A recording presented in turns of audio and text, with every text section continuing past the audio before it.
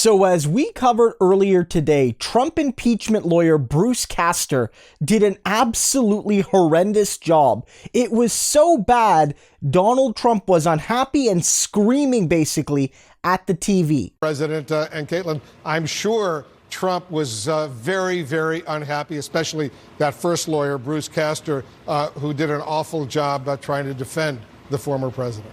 Yeah, Wolf, it's almost predictable as you were watching Bruce Castor go forward with trying to make that argument that was meandering in the first few minutes of it, as of course, you know, this is a limited time defense and he wasn't really getting to the heart of the argument. And I'm now being told by two people familiar with President Trump's reaction, former President Trump, I should say, that he was deeply unhappy with that performance. He was borderline screaming, according to these two people who are aware of how the president responded to Bruce Castor as he was going forward, making that argument. Though, Wolf, we should point out, this is a legal team that was assembled just a little over a week ago after those other attorneys who were initially supposed to be the ones on the Senate floor making this argument left the team in what was described as a mutual decision at the time. And so they've only had a little over a week to prepare for this. And actually, they were supposed to go in reverse order with David Schoen. Actually, was supposed to make the first argument, but then they swapped, I'm told, at the last minute, which confused a lot of the president's allies. They did not think that was a strong opening argument. And then to have the first attorney admit that he believed the House impeachment managers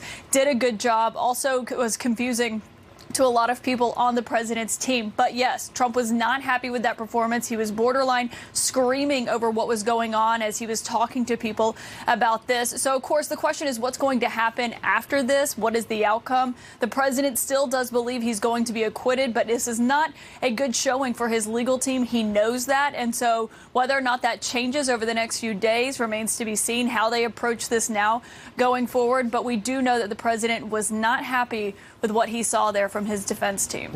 And so that was Kaitlan Collins of CNN with Wolf Blitzer basically giving us that information. And Kaitlan Collins covered Trump so closely during his time in office, she really gets these inside scoops. And I think that's extremely telling because Donald Trump knows how bad that looks. Like, Trump realizes, for instance, that he won't get convicted here. He knows that enough Republicans will vote to acquit him and it won't matter. You might get 5, maybe 6, 7 Republicans to vote to uphold the impeachment, but that leaves you about 10 to 12 votes short of actually removing him. So he's got enough of a buffer that no matter how bad his lawyers do, he's going to save his job.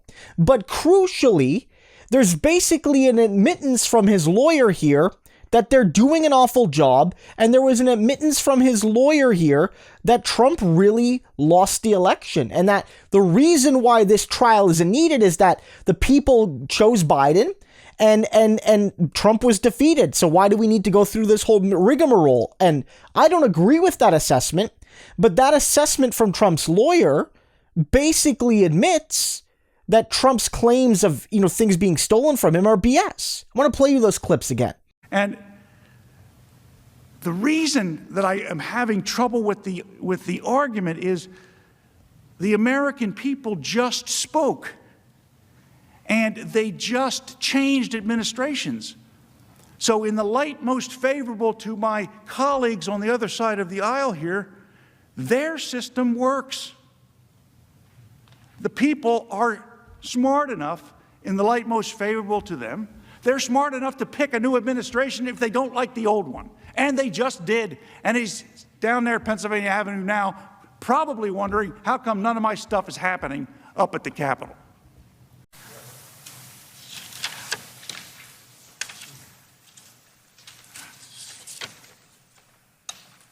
I think that I want to give my colleague, Mr. Schoen, an opportunity to explain to all of us the legal analysis on jurisdiction.